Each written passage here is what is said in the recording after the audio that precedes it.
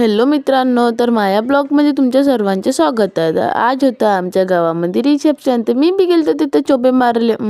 असं नाही, ज्यावेळेला तर मी असे बी कपडे घालून जाऊ शकत होतो, पण म्हणलं अलमारीतले कपडे ठेवला जंगायचून जाईन म्हणून नवीन कपडे घालून गेलो. पहिले हे ट्राय करून पाहिलं, चांगलंच नाही वाटलं. मग हे वाला घालून पाहिलं, तर हे सही वाटत होतं.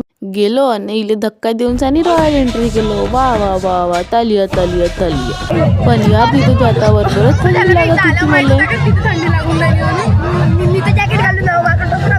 पण मीनं बी थंडीला इग्नोर केलो आणि म्हणलो खाण्यावर कॉन्सन्ट्रेशन करावं, कारण भूकही लगेच जोरात लागली होती.